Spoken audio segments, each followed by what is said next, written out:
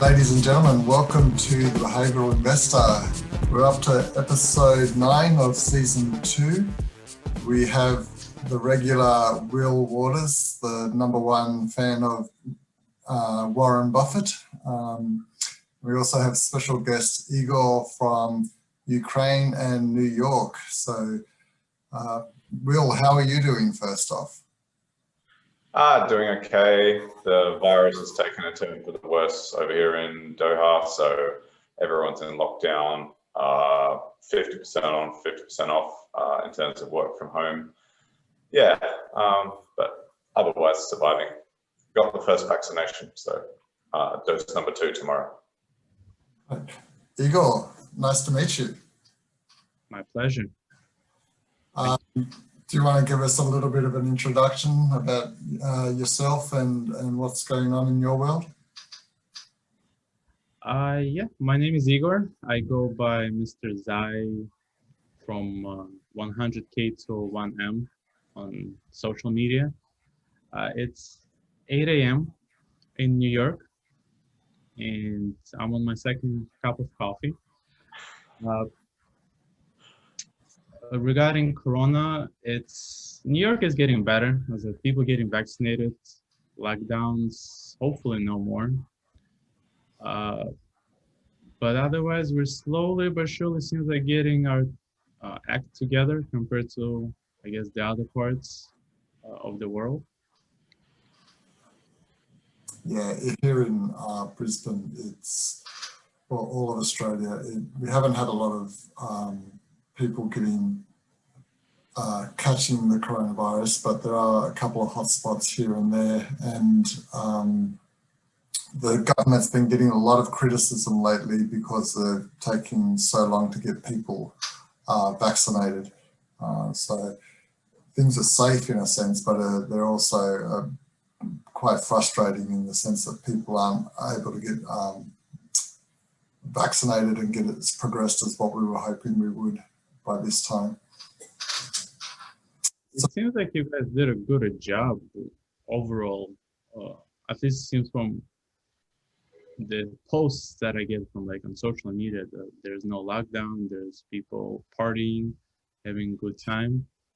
So go to restaurants, you can go to cafes, you can have a good time in Brisbane. I just went for a walk before we started the podcast, and I heard a lot of parties in neighbouring apartments, and things are pretty much free. The only restriction that most people have is the inability to travel overseas, but that's largely a global problem at the moment as well. So I think Australia's benefited to a large degree due to its geographical location being so far away from everyone, but also they closed the borders quite quickly. So yeah.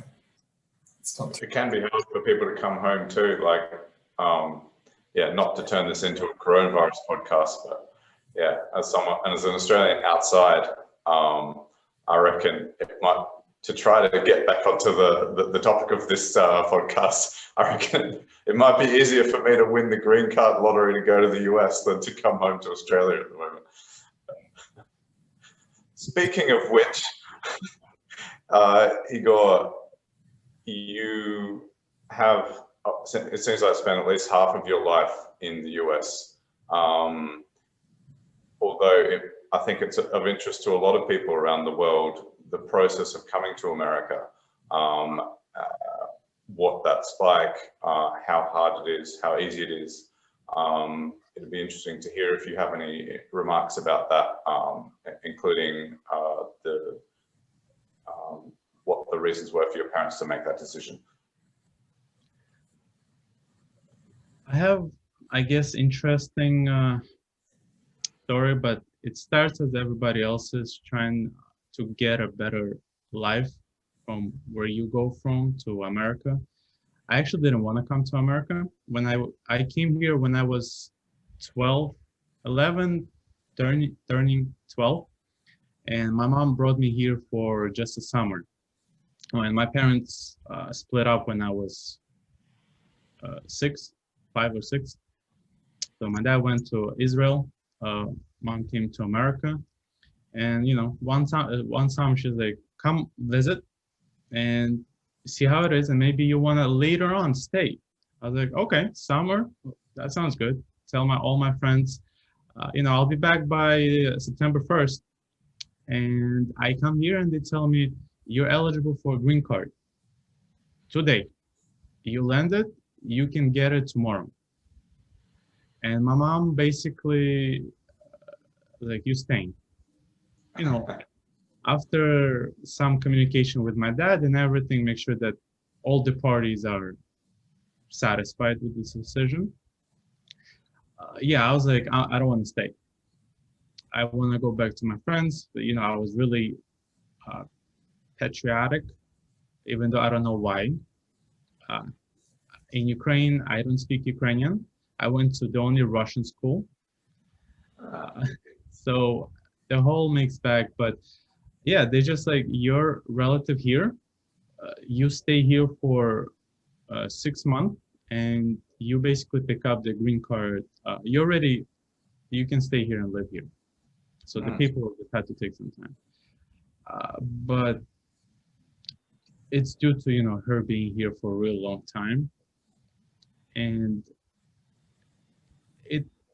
regarding it's hard that I don't know that I'm gonna stay here, but also my mom, she was not having like a great life. She had actual like those stories that you hear of people coming here a certain way. Let's not call it illegal or improper. There was a ways of coming to America, but she did it legit, but her own way. And coming, I don't know how much you know about. There's a section in New York, in Brooklyn, Brighton. This is where all the Russian people are. Okay, right. Huh? What's it called? It's called Brighton Beach. Brighton Beach, okay. This is where all the Russian people before now, even now, but even before, this is where everybody would come from other countries to America if you were Russian speaking. So all the Jews, political things during USSR, this is where everybody went. And there was nothing, so Russian speaking individuals, they created that little nuke of haven for Russians. And she went through some crazy stories of 90s of gangsters, Italians, Russians, mobs, all the crazy stuff. So I had it a little bit easier. But still, it's working, she's having 2 jobs, sometimes 3, me having a job or 2, little ones as a 13, what can you do, doing school, no language. Apparently what they teach in Ukraine at that time when it comes to language is nothing. And slowly building from there, getting used to it. As I said, the accent's still there. And still my mentality is also still a Russian, but slowly switching to American. But still I guess we'll get it on later, but having 2 different thoughts at the same time, this is where I think I can shine for myself. Because I said, I'm Americanized. I think myself as now I'm already a citizen of America. I actually had to give up Ukrainian citizenship because they don't allow dual. And that sucked, but it is what it is. But it's funny that, I don't want to stay here when I was 12. And now, as of right now, I wouldn't go anywhere else. This country has a lot more opportunities than other places. Okay, that's usually the way that people sort of express their reason for going to America, or maybe in your case, staying. It's definitely the basis for my interest in going there. So yeah, it's nice to hear how you got there. And the conflict, hearing that you spoke Russian, but you felt to yourself as being a patriotic Ukrainian, that's an interesting conflict too. Yeah, I think I just was a kid, because I thought, I don't know any better. And I'm really glad that my parents decided on their own, even though they don't really speak to each other. But at the time, they made a decision that America is a better place than Israel or Ukraine. Uh, I get to appreciate that as a parent, because now I have a daughter and another daughter due this summer. Good luck. Thank you.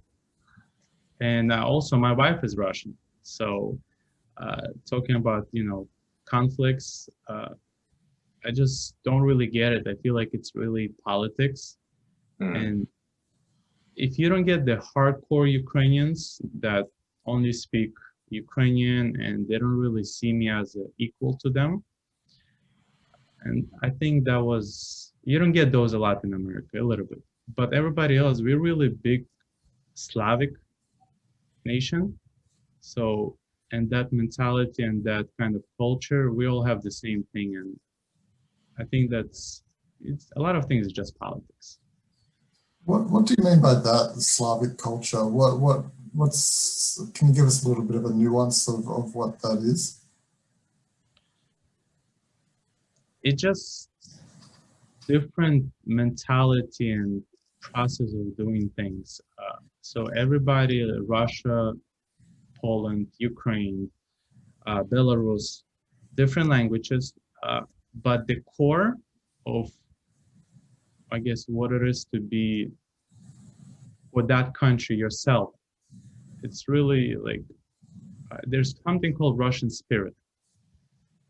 It was really big when during World War II, the reason Hitler wasn't able to conquer Russia.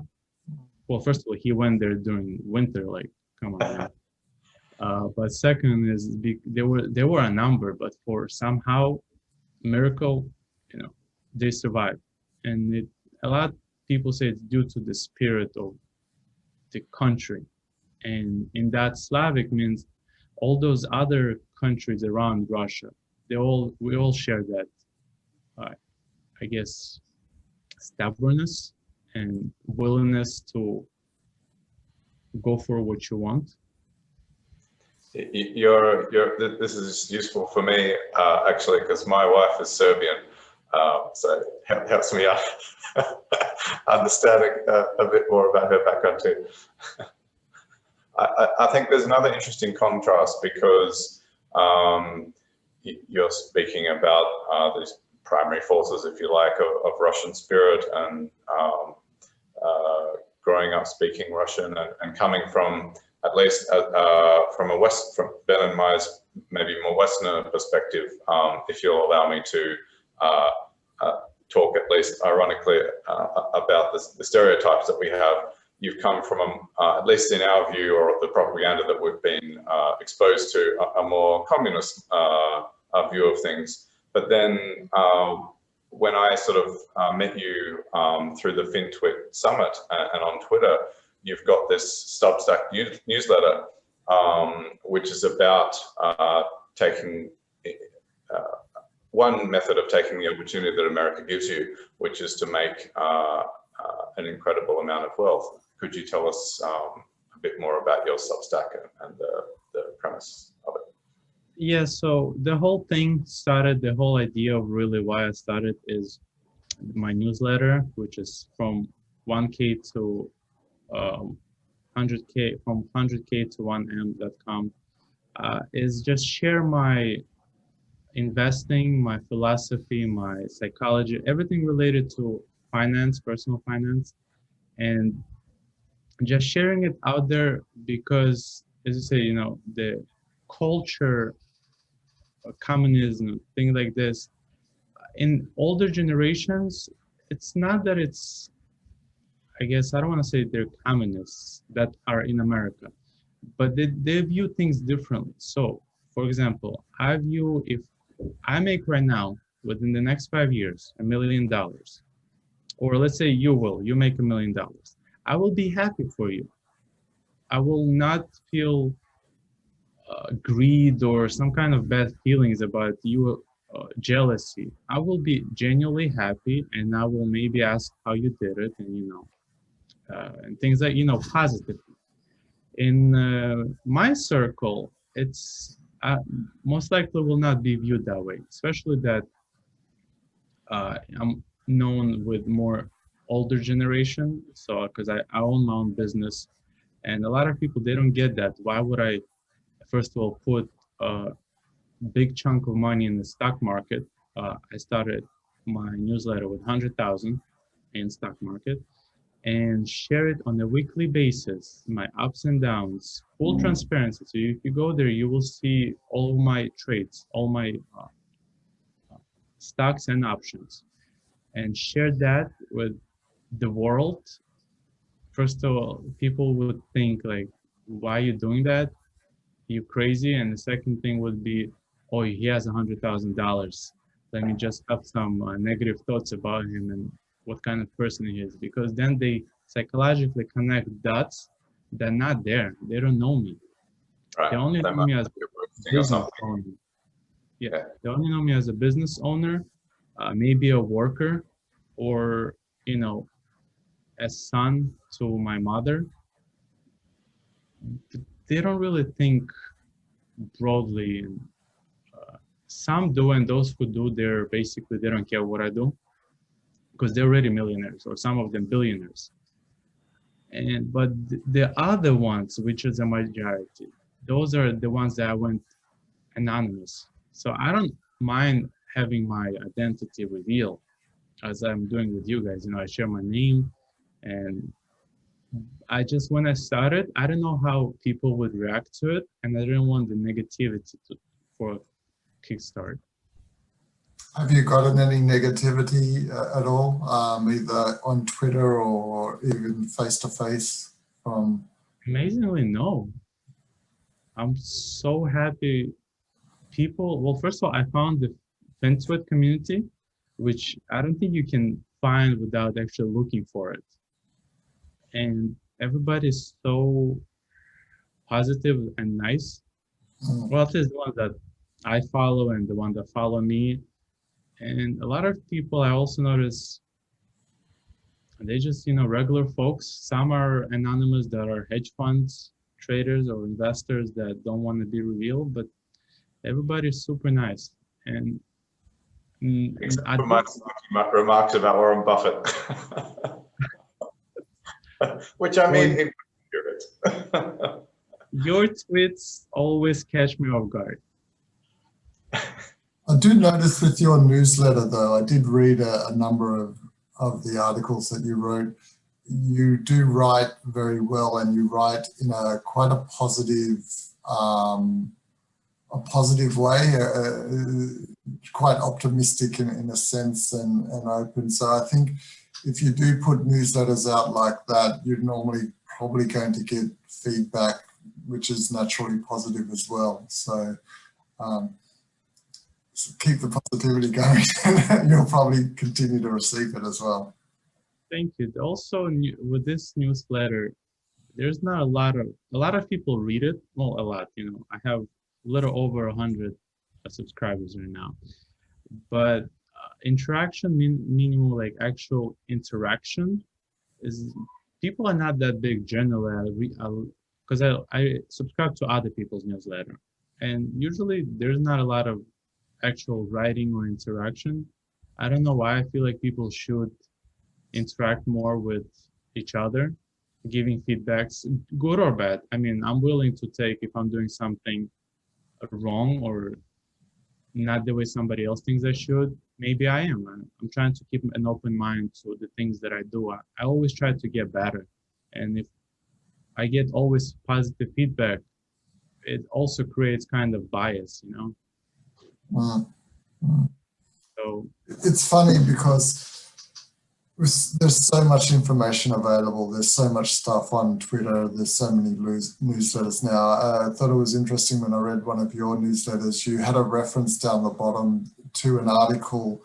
It was something along the lines of how people are losing the ability to read in depth. And it referenced a book called The Shallows, which talked about how people get exposed to so many different bits of information on Twitter and different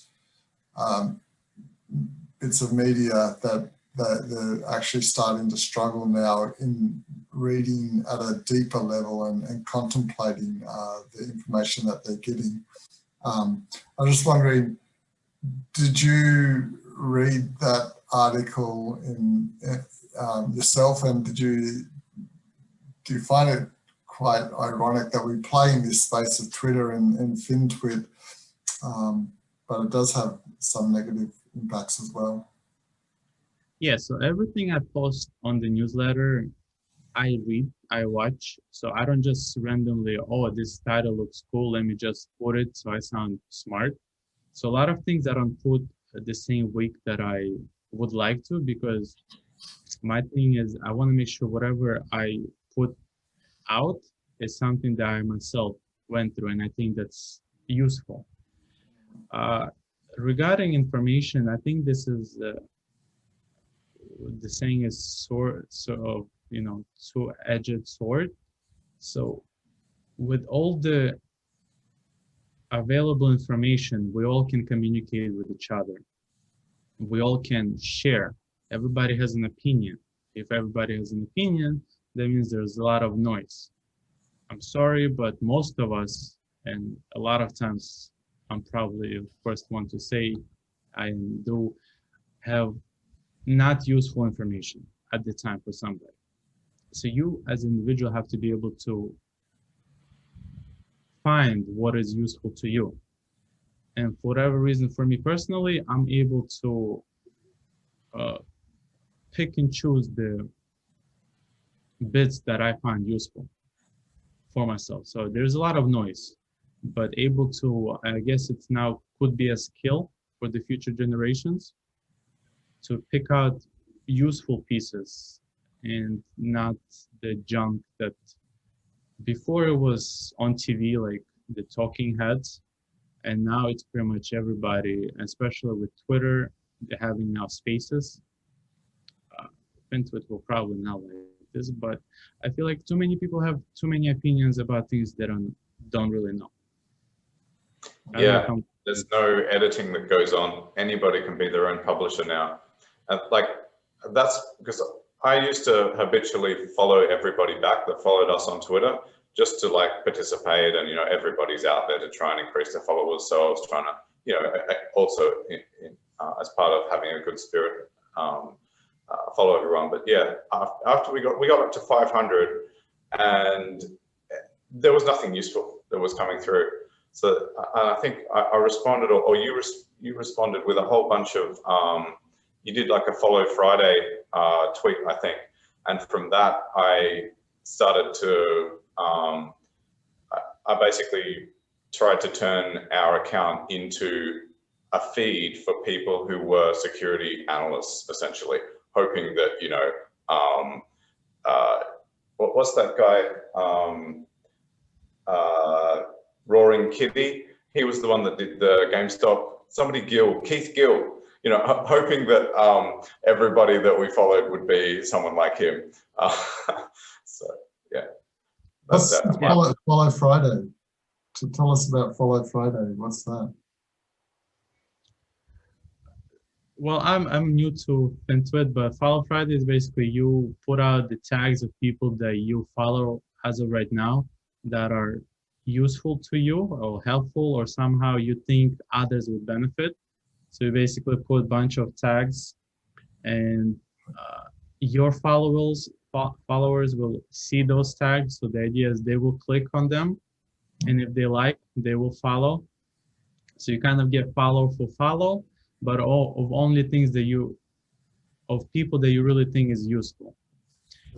And going again about following everybody, yeah, I would love to follow everybody that follows me, but I realize it just makes like some people don't post at all, and some people, they, I guess, like what I do, but what they post, at least what I see in the feed, it has nothing to do with investing. And I just want to make sure that my circle is really of things that are beneficial to investing. What do you think? You've got you've only been on Twitter for 7 or 8 months now, isn't it? Right. And you've actually gotten quite a number of followers now. What's been the key thing that you think has produced those followers? I started in November, so that's 6 months. 6. I wouldn't say it's a lot. I think it's really little. For me, people over like 500, 1,000, and the ratio, like, you know, not follow for follow thing. But I just post the things. Well, I start being more active on Twitter on a daily basis, and I just post things that I think are useful and are as authentic as possible on my end. As if you think, I mean, thank you for thinking it's a lot, but a lot of people like that I follow, they have over like thousands or 10,000s of followers. And those people actually put out useful things, meaning analysis and breakdowns of companies that maybe they know or they do it more like as a job. This I'm doing partially right now as not a hobby, but this is secondary to my actual income.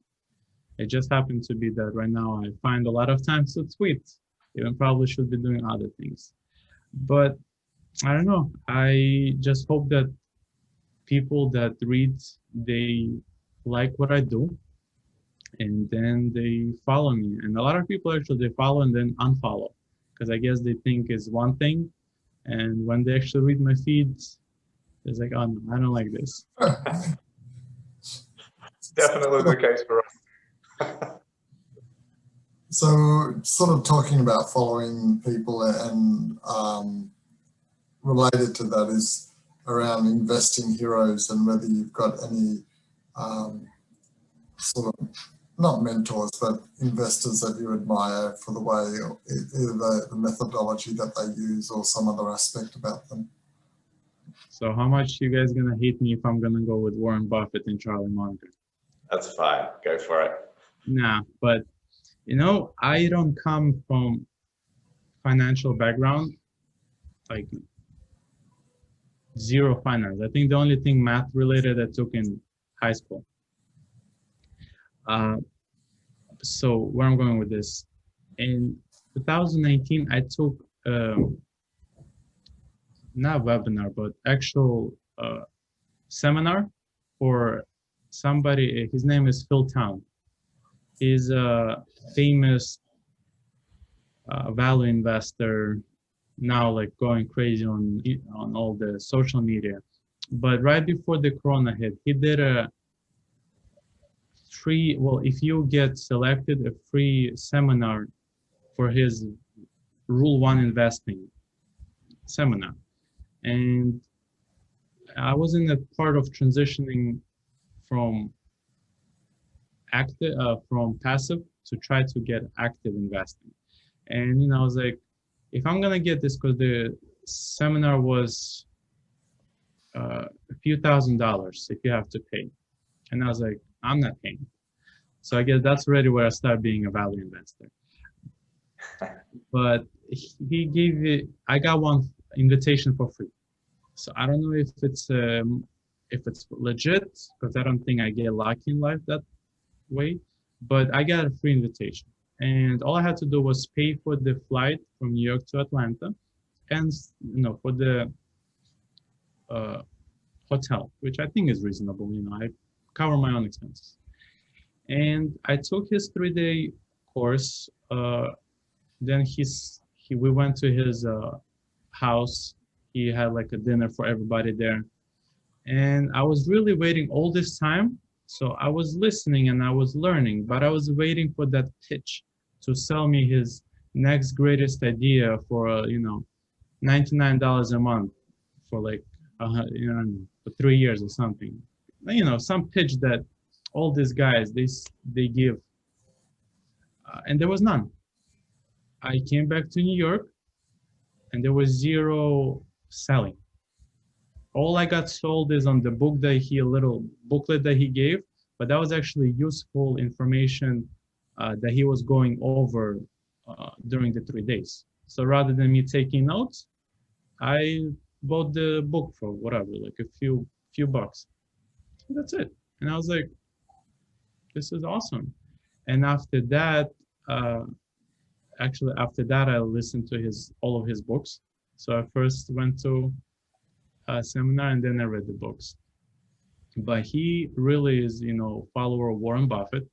And this is where I learned about Warren and Charlie, because until 2019, I had zero knowledge of what active investing, Warren Buffett, or value investing, or stock market as I know it right now is. Wow, he sounds like a classy guy that he didn't put the hard sell on you. And it's amazing. Not everyone can say they've been to Phil Towns' house. That's incredible. Well, his property, not in his house. Okay. Because there was a lot of people that were in there. So he did next to his house, he has a horse farm, not a farm, but a place for horses. So next to it, he did like a shelter for everybody to get under the place right next to the horses. So we got to see his horses and, had some dinner, everybody. It was really human. It was really nice. Wow. That's why I was always waiting for that selling pitch at some point, and it never came. Yeah, I remember there was one guy in our investing club in Adelaide in Australia who was applying Phil Towns' method. So it's interesting to hear another person. Yeah, I can't speak for others, but I had a good experience. So you've gone from, so far in your journey, from 100,000 to $1 million, you've gone to 178,000, it seems, according to the latest post in your newsletter. Is that through applying his method alone, or something else? So right now we're at 199, and that's because I added my own 20,000 to what I call a cash pile. So I consider myself value investor, and see, with the word value being looking for, buying something for less than it is, not like, the ratios. But yeah, the reason I started the whole thing is I wanted to see if I can turn that 100K into $1 million based on Phil Towns' approach. So buying things with margin of safety. And actually, the whole idea is to start my own fund, maybe in 5 to 10 years. So the newsletter is my track record. And also a me of keeping myself checked in reality if I'm full of myself and I'm not good as I think I can be, because as I said, no finance, just self-taught. And yeah, so just buying things, holding them for a long time. I'm still sitting at this point about 60,000 in cash. So I'm not looking to be what they call, momentum trader. If I have to sit for a year, I'm not going to be buying anything. Sure. I think I should address directly my cynicism of what looks entirely like I'm entirely cynical on Twitter, at least, to do with Buffett. And you're new. Well, I'm pretty new to it as well. Ben's the one that's the old hand in finance, being a chartered accountant. So can I just ask? Yeah, I'm sure. sorry. How long has been? So you're new, I'm new. So how long has been in the investing world? How long have I been investing? Sort of on and off different times. I don't even know if I'd call it investing. I'd call it more speculating back in the time of the global financial crisis, so 2009 and 10, and I got burnt quite badly at that time, so I lost a lot of money.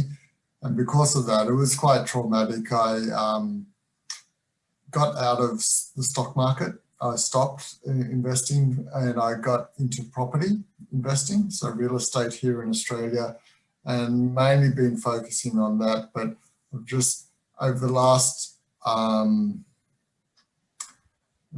probably last year and a bit, well, Will and I did a course together through Stanford University, an online investing course, a value investing one through a guy called Professor Kenneth Marshall. It's a 10-week course. Got reinvigorated and interested in it. And so over the last couple of years, we've been doing some value investing, researching companies, analysing them and investing in them that way. So, you know, in theory, going back to sort of the late 2009, 10 period, so I've been investing since then, got really badly burnt, unfortunately, so moved into real estate. But in the last couple of years, just been trying to apply that, as you say, value investing methodology, something more rigorous and methodical and more analytical in an approach than what I was doing in the past. Yeah, and it should be said that the course that we did and the textbook we studied does basically reflect Buffett's and Munger's method, and David Dodd, Benjamin Graham, etc. And so I have no issues whatsoever. I think nobody can possibly have any issues with buying a 30-cent dollar, which is why I've been talking about Işbank, for example, this dominant private Turkish bank, because it's a 34-cent dollar at the moment. I think someone like Buffett, might prick his ears up. But the only, similar to your attempts to not be naive when you went along to Phil Town's property, expecting a sell, I don't want, and nobody I don't think wants to be naive, especially when your money's involved, in your encounters with methods and people in this space. And the basis for some of my cynical comments about Buffett are that I don't believe there's enough awareness for the basis of some of his performance, at least, which is that it's not necessarily just gentle little moats that he's looking for. He's looking for full-throated monopolies, and a lot of his profit comes from that. So, but yeah, maybe I should be maybe a bit more, less stick on the cynicism and more just frank about that. Anyway, I felt that I needed to make that comment because it's coming up.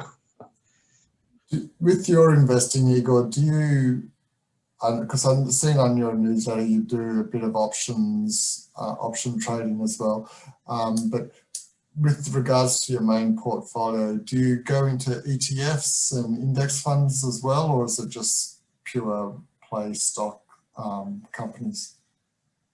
So I fully switched from ETFs. So I should start that I started the whole investing thing maybe about 2017 when Acorn came out, the change. So then I switched to Betterment, Wealthfront, all ETFs. And this is like with Phil taking his course, fully changing my mental way of thinking about investing. I fully switched to companies. So, I mean, I have my retirement account in ETFs. Let me put it this way.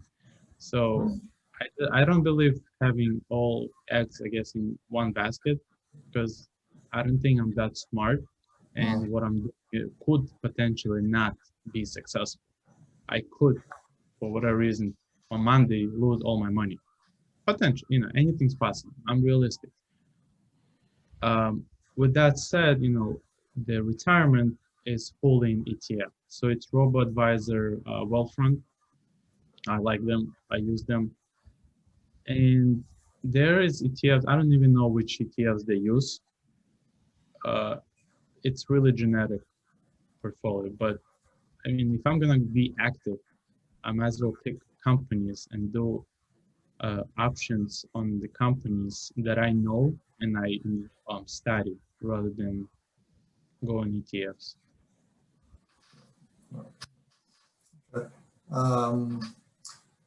So just related to that, one of the questions that we had was, how do you find investing with no financial degree, and how did you devise a concrete framework to select companies and invest in them?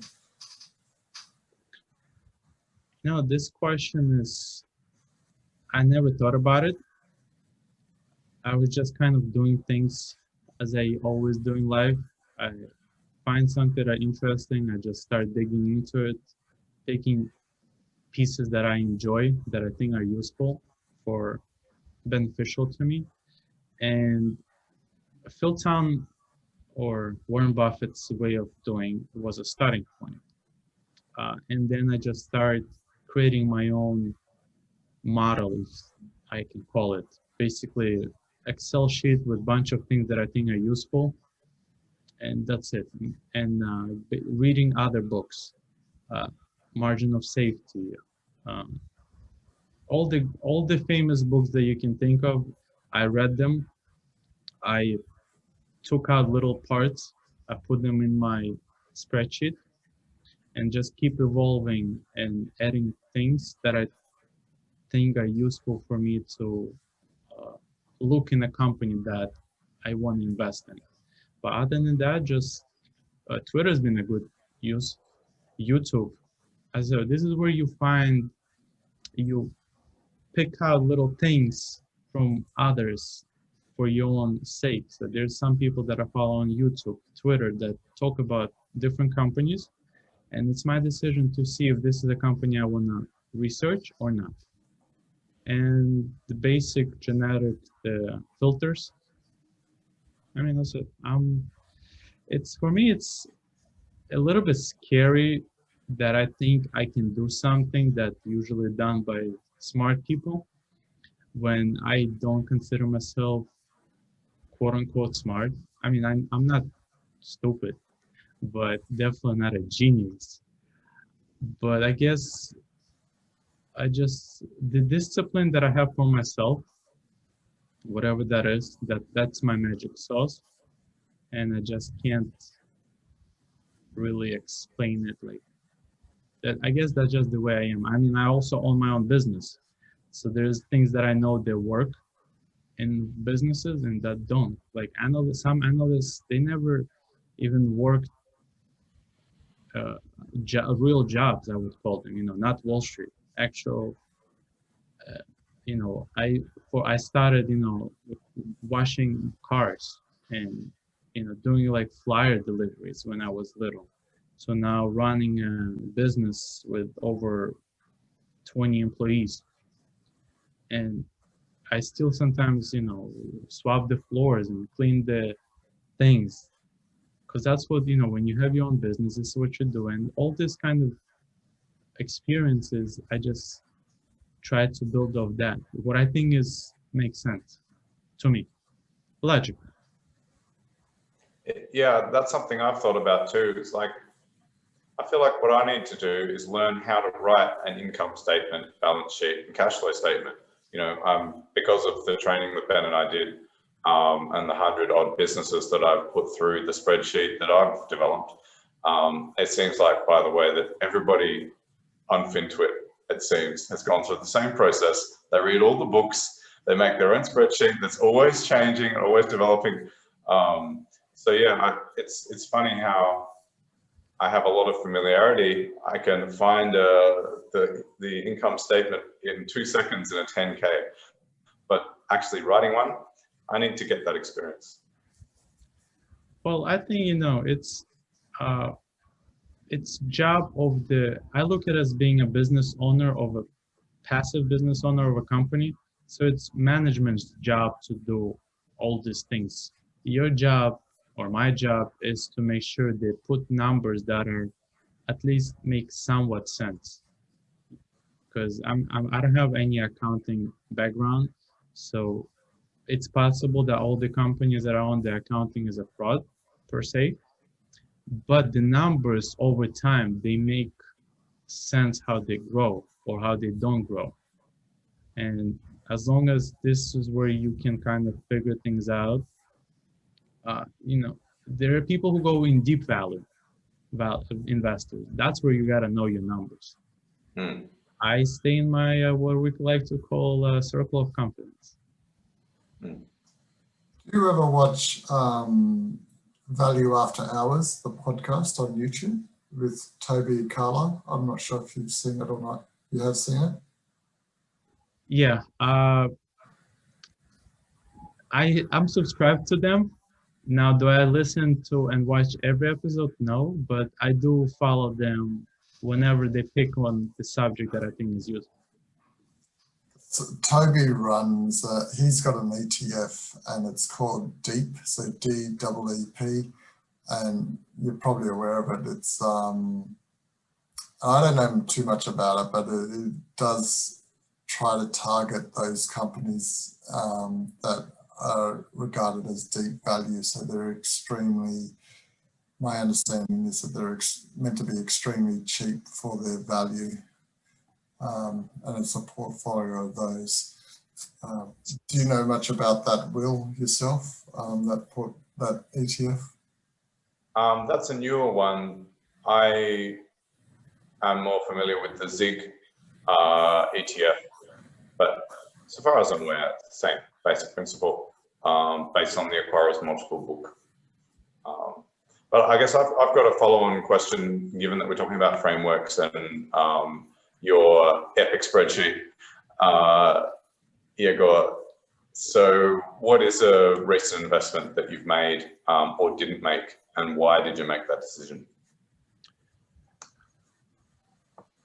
There's easier one would be say why I didn't invest, and Alibaba is the reason one that I did not invest, even though Charlie got into it, Charlie Munger, and it seems like all the Fintwit is raving about it.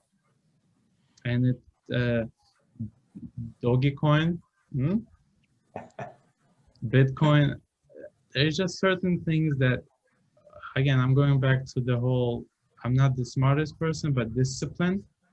There's just things that I think I'm okay not making money on. Maybe I'm not gonna make a lot, but compound a little over time, it does snowball. And, I decided sometime this year in the beginning, I'm not gonna invest in Chinese companies. I tried to understand, I got into myself almost a value trap with a stock called Momo. That's a great name for not momentum stock. I think just going lower and lower. And, I don't speak Chinese. I have the girls who work who are Chinese. And, they just told me a few things that culture is different. And I'm not going to kid myself to think that I can be this great person who figures this out. I'm not. If, for example, Lilu would invest in something, in China, I would consider looking into it because he's a great investor that, he's in China. He knows what he's doing. So then maybe I can.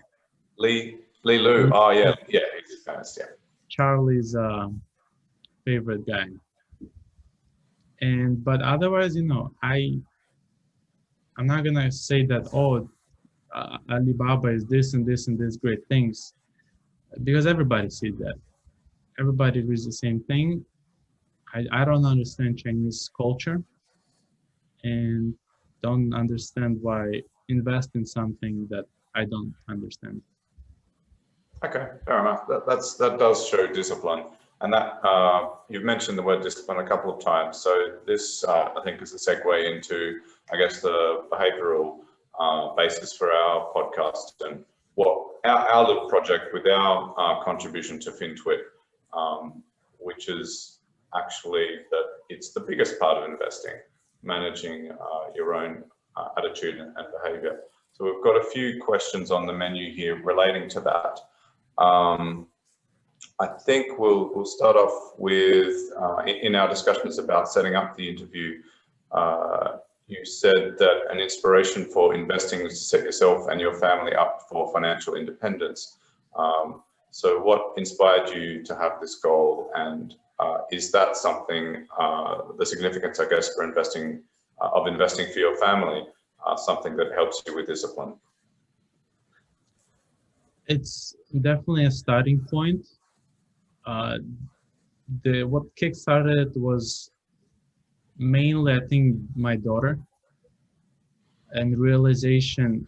I don't know. I think I matured around 28. I hit the puberty because for whatever reason things just start clicking. Like, I gotta get my stuff really together and start working on few things, but really working on it. And one thing was, once my daughter was in the project, I was like, I gotta make sure that the little one is set for the future, and not just the little one, just because maybe she wants to be an artist and I don't want to like take that away from her. Her great grandkids. And then I was like, why stop there? What about grandkids? And I was like, okay, how can I do that? And I was like, well, one way is, it seems like everybody has become millionaire by being ETF, long-term ETF investor, 40, 50 years. And this is before I started doing active. I was like, I think I can manage just putting money in every month, every 2 weeks, and let it compound. And, the frame went changed to, what do I do after? Like when I'm, out. And this is where I thought, I'm gonna try to teach my kids, or if they don't want, maybe my grandkids, the things I learned right now. So this were actual knowledge that I'm putting in right now. Hopefully, with the newsletter, I can later on look at it and share it. Just teaching what I learned. Hopefully, some things will stick, and if not, I opened up for my daughter account called UTMA. It's basically a fund for kids that they cannot access until 18, but they're the owners. So they pay the taxes. I just contribute until 18, and then she can contribute to it when she's start working. And hopefully that will show to her the power of compounding. And I realized I don't have to put a lot. As long as, she's turning 3 this year, there's a few thousand in there. In next 15 years, that's gonna, as long as America stands where it is, and not something happens drastic, it's gonna compound with the dividends and whatnot. And I hope that I can show her. So I have a few ways of like direction to go with, hopeful, because I'm not gonna make them. I don't want them to feel like they have to do this, but hopefully live by example to show that this is possible, and if they're interested in teaching them. Yeah, it's interesting to hear the approach that you as a father have taken to this, what can be a tough challenge, I think, for all parents, which is developing what we believe are the right habits in our children. And, my daughter was born in November, and I've gone through exactly the same sorts of thoughts. And in a way, this little project with the podcast and interviewing you and everybody else is an information gathering and wisdom gathering exercise for myself, and I guess maybe less so for Ben, given that Ben's actually studied all this at university and made the original compounding sheet that was the basis for the first episode of this podcast. But yeah, I share the same. I have the same goal, and I liked your point about not wanting to force our children into this and to make it into a burden for them. What I'm interested in is how to maybe for them to somehow introduce it in a way where they see the potential of it? I think the best way, and that's just what I'm learning with my little one in life general, is to live by example and hope for the best.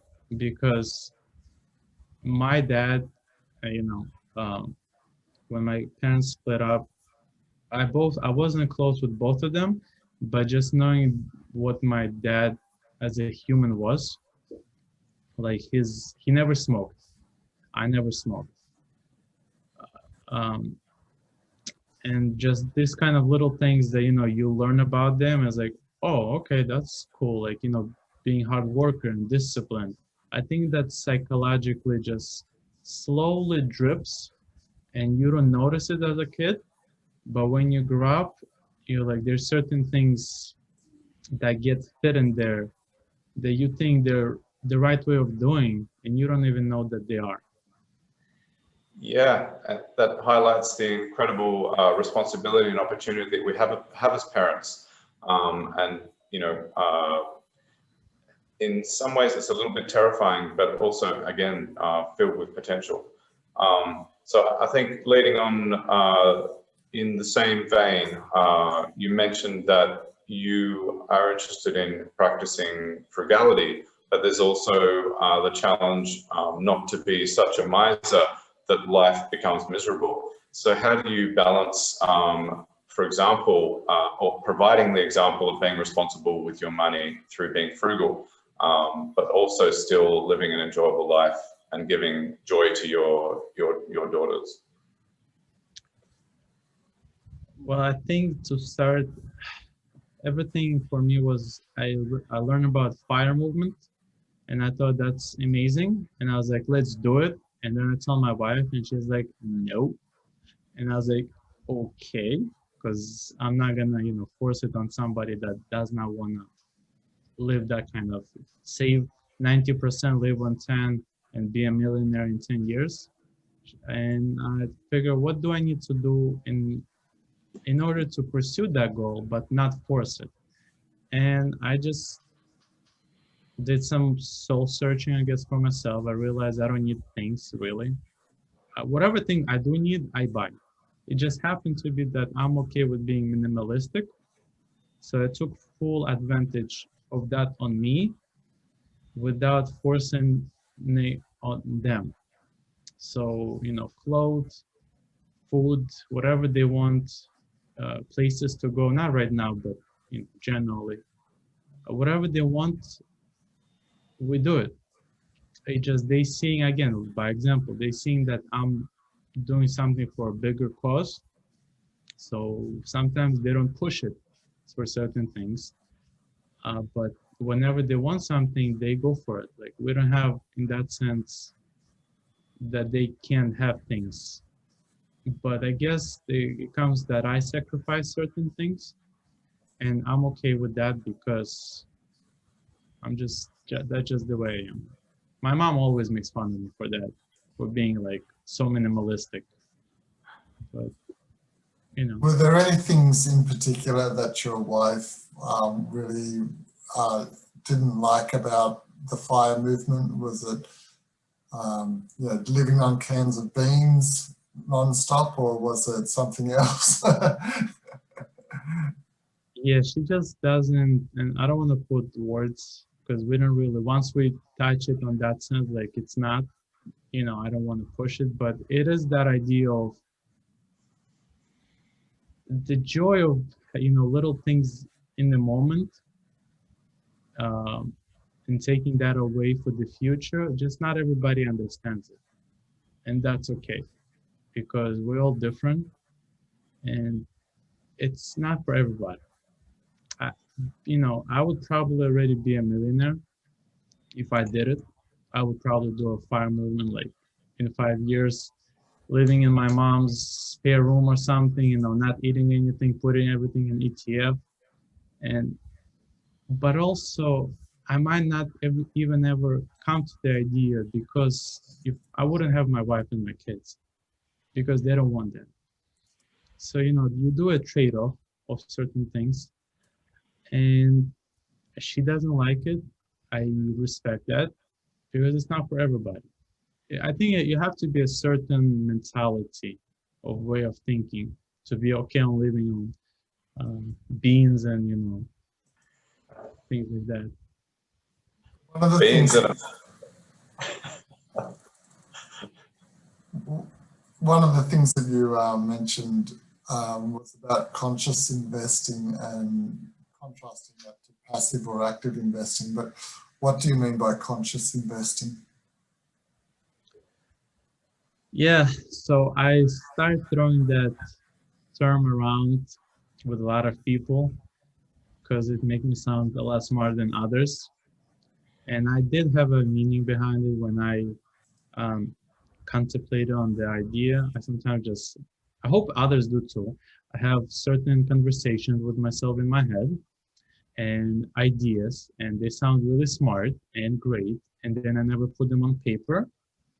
And then they kind of blurry afterwards. But when it comes to conscious investing, I think it's so we have passive, where you just put money in and you forget about it. Come back in 40 years, 50 years, you're a millionaire. Then you have active, where it's a trading or investing, where you watch it every day.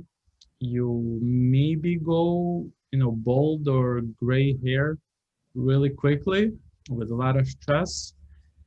And then I call it conscious investing, when you like value investing, but with the idea you're being real with yourself, meaning the things that you do, you feel them. So during last year, when COVID hit, I was being really honest and open with myself with the things that I will and will not do in investing. So I did have some stress, but I also was open to myself of when market was going down, being rational and discussing it on how things cannot go, what I cannot do, and just also kind of going that framework, but also then reflecting on it later on. So kind of trying to take a step from outside of yourself and understand why you did certain things without justifying that you're right or wrong. Cool. I like it. It's maybe we should change the name of the podcast to the Conscious Investors. I like that better than the behavioural one. So we might just steal your name. Thanks. we invest like Yegor. I love it. I think actually there's quite a bit of overlap between your approach, both of you guys' approach, because Ben, I know that you're quite frugal. And it's the first time we've really covered the FIRE movement. I think we should maybe go into it fully in a whole podcast at some point.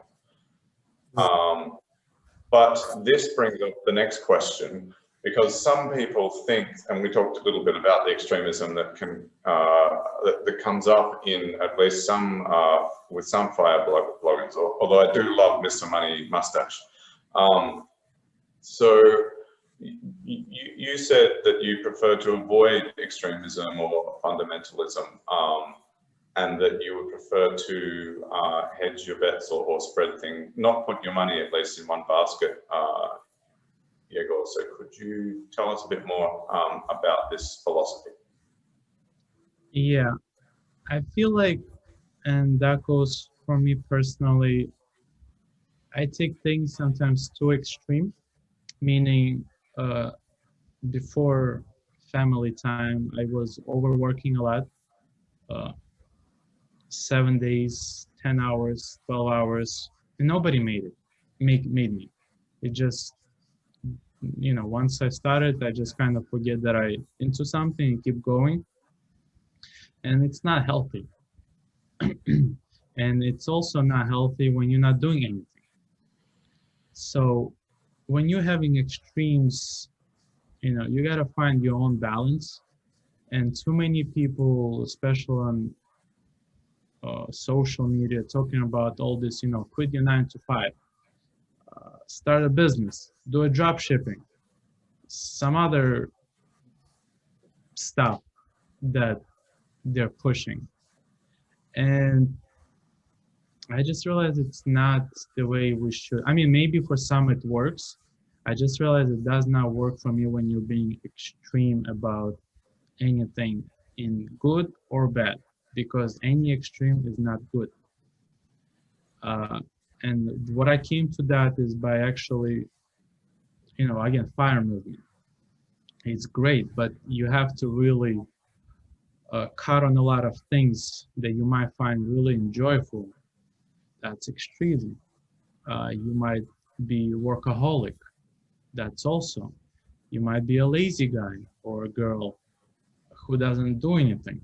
You don't get better. So it's, there's no answer to it concrete, but I think we all should find what works the balance scale for us. Sometimes it's okay to get on either side, sometimes you work too much, sometimes you are too lazy, but in the long run you should definitely find what your balance is, because you can burn yourself. And I speak for myself, for 2 years nonstop, taking multiple projects on, it's not healthy, it's not fun. Sure. Okay. And I guess that's one of the appeals of investing, that the work can happen whilst you're sleeping if you get it right. That's one of the things why I got slowly over time, maybe by 40ish, 50, I want to, even if I don't open my own fund and I'm a terrible investor, I think still having that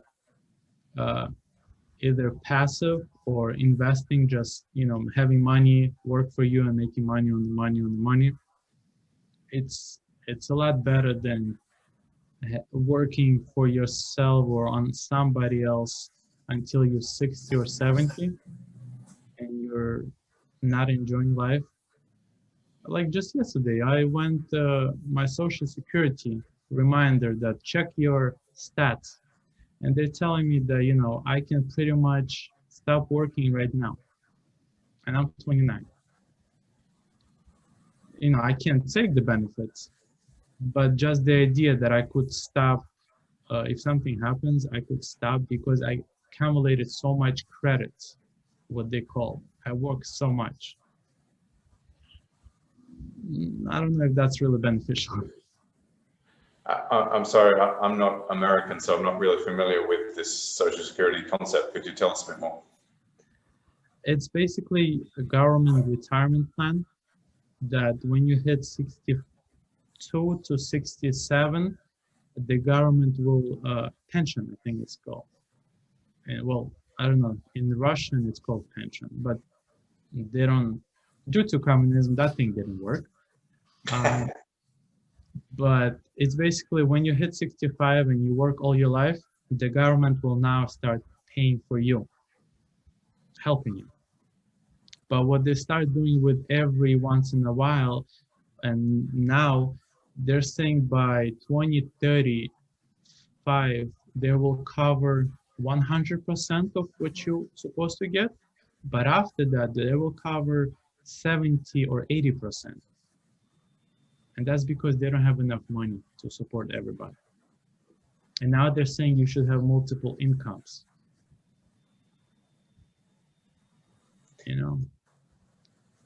Okay, so sorry, but you were saying that you're 29 and you checked something and they said you could retire now, or did I misunderstand you?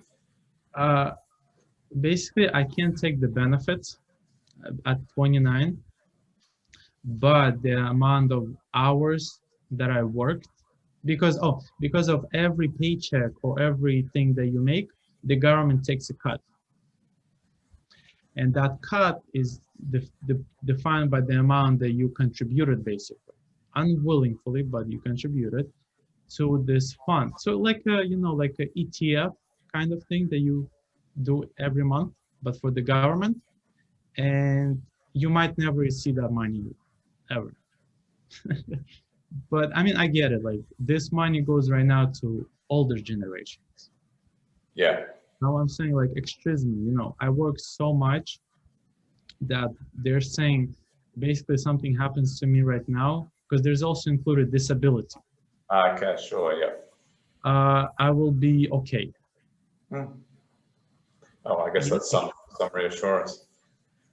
I, yeah, on the same track of long-term assuring yourself and your children's and grandchildren's future long-term, going back to the start of our podcast, Ben put together a compounding or snowballing, you used the term snowball before, spreadsheet, which shows that with a gradual accumulation approach and a modest compounding rate, after 3 generations, so 3 47-year careers, so working 18 to 65, you could accumulate $1 billion, assuming you were contributing 35,000 per year. So this is a large amount to contribute, but maybe more importantly, 108 years is an incredibly long time. Do you have any ideas about behavior management, staying motivated, staying focused, maintaining discipline over extremely long periods, and also maybe if you have any comments about how you might bring about that level of character in your children? So I wanted to do it in the beginning, but I forgot, and I want to feel fancy. So nothing that I guess we say is financial advice. I want to sound like, you know, we're fancy like that. But because people sometimes, I don't know where I'll end up, but, you know, just want to throw it out there. And second thing, I like the spreadsheet, but the numbers, they just, somebody's making, contributing as a child at 18, 30 or $35,000.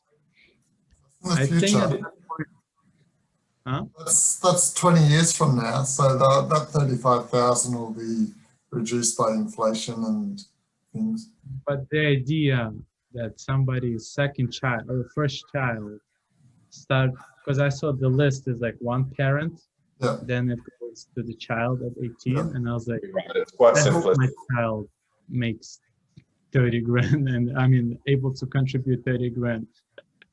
Yeah, I admit without hesitation that that's unrealistic. I suppose the only response I can have to that is that as you get older, so towards the end of your career, you might more than make up for that deficit. So you might only be able to put in 5 grand, maybe 2 grand in your first 5 years of your career. But the excess above 35, once you're maybe 40 years old, might be, you know, you might be putting in 70,000 yourself per year. It depends how successful you are. But I guess what we're talking about is, I totally accept what you're saying. You're not the first person to make that observation, but it's the long time period is more what I'm interested in. I just wanted to put out there, but I totally agree with the concept, because this is how you can make somebody interested in, because if you're going to put somebody and tell them, look, in 100 years, you can be a billionaire, rather than in 50 years, you can be a millionaire. It can switch the way somebody will think about something. And yeah, numbers don't make sense, but overall the idea is powerful. And I think, especially, again, I'm talking about from America, the idea that I can do, let's just take my retirement account. It's a lot smaller than what I do with the active or conscious. But opening for my child that her own account, her own passive account at 0 years, so I guess first month, and her compounding those returns, and then having her kid, or maybe 2, or how many kids she will have, I think that's doable. Look, maybe not a billion, but even if in 3 generations we get half a billion or a quarter, that's awesome. It's And incredible. It's ridiculously, it's so much more than the average person thinks that they can even have a right to dream about. But I just love the simple mechanics, and just seeing it there in one sheet is incredibly powerful. But like, because you've been going for a while now with your Substack project. You want to get to 1 million. How many years are you expecting to have to do this for? I gave myself 5 to 10 years. I think that's realistic to see yay or nay. So that's still a significant period of time. So are you having any issues with motivation yet? And what are your what's your mechanism, I guess, to maintain the motivation so that you can keep doing the business analyses, can keep taking the risk with your capital to get to that final goal? And how might we apply that in our project to get to $1 billion over 100 years? Patience and having that end goal, and just believe the process, and yet be okay that maybe you don't get, you don't hit the stars, but you go way up there. So that's just what keeps me. Well, first of all, now because of the newsletter, I am hooked that I have to go, because I feel like I would be a phony, and people might, not a lot of people, but maybe some people will find it not disrespectful, but basically like lying. You try something and that might discourage somebody that I might maybe hopefully encourage. So I do wanna, on many levels, I got myself hooked that I gotta go for that 5-10 years, and really for myself to see if even I'm able to do so. Okay, so you're saying that there's power in making a public commitment. I like that point. Yeah, that was one of the triggers, that now every week I'm committed to put it there. And because I'm putting on a weekly basis, I gotta make sure that I contribute something to the portfolio. Maybe not the same week, but within a month, looking for better stocks, looking for better opportunity, investing, doing that mental analysis, keep working on yourself. And because I'm not only putting the portfolio, I want to include things that I think are beneficial from my point of view and my perspective. And because sometimes maybe things I say are not, logical, or for some people, or make sense. But if I think the thought is useful to put out, I do it. And there's what now, over billions of people now on this planet compared to before, and 1 or 2 people maybe find it useful. Yeah, sure. Well, we find it useful. I like that. We're the two. Yeah, we've doubled your expectation. I find it useful because I've recently started a Substack because that's what everyone's doing these days. I just had a thought whilst you were saying that maybe we could name it $1 billion behavior, and we could hold ourselves to, in a public way, behaving how it seems we should to reach that long-term goal. So anyway, Ben, you've got a positive bias to work with. Yeah, that's right. Yeah, I like the idea of it. Yeah. The second last question we had was, what's a mental hygiene habit that people should develop that's the equivalent of washing their hands? I would, if pick one, putting 1 to 10% of your paycheck into passive investment, like ETFs or whatnot, because not everybody wants to do active investing, but saving up just a little bit on a weekly, bi-weekly, monthly basis, I think everybody should do it, because maybe they will not see the compounding right away, but over time, not on purpose, they will see that it compounds. There's a country where that's built in. It's called Australia. Really?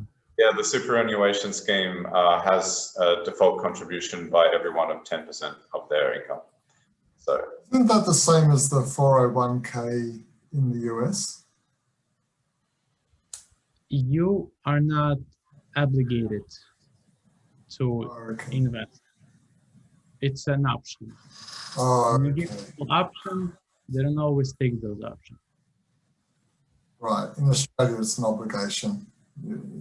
It's 9.5%. Some other companies have it as high as 17 or 18%. But, yeah, it's an obligation here. Right, good. All right. And finally, until 2,000 years ago, the Romans, for example, practiced human sacrifice. Nobody hesitates in calling that a heinous act these days. So what do we do now that 2,000 years into the future will be considered heinous? First of all, that's an amazing question to ponder on. But I would go with women's rights, or humans' rights, because it's not just women, all colors and sexes. I don't know, with having two girls and a wife, it just made me realize how we need to like speed up the process of having everybody on the same page. So I think human rights and more, I think at least to start with our other halves, meaning ladies, giving them as equal opportunities in that sense. Yeah, sure. That's a great note to finish on. I know it's late for you, Ben, and you got to get about your weekend. I presume you've got all sorts of activities for Sunday. I do have, it's nice weather here at the moment. It's not too hot, it's not too cold, so there's plenty to do outside. But thanks very much for your time, Yegor. Was there anything else you wanted to close off on, or are you happy to finish there? Well, I don't know if I said it in the beginning, how much I appreciate you guys for giving me this opportunity, because it's a kick that I needed it, sort of, to go further, in the sense that I want to like communicate like this, but I'm more of an introvert when it comes to this, unless somebody drags me. And thank you for inviting me and doing this. Also, follow me on, or whoever's listening, on Instagram and Twitter and my newsletter. Thank you. Do you want to tell people how to, we'll put it in the show links, but do you want to just tell people how they can follow you? Well, my tags are everywhere the same, from 100K to 1M. You at this point, you can Google it and something will show up with me. You'll be this famous guy who's 10xing his capital in 10 years. So we have to interview you again in 2031. We'll come back. He'll do it in 5. If you guys ever, need somebody to chat about something, I'm more than happy to. Thanks very much. We'll have to visit again. All right. Cheers. We'll end it there. See ya.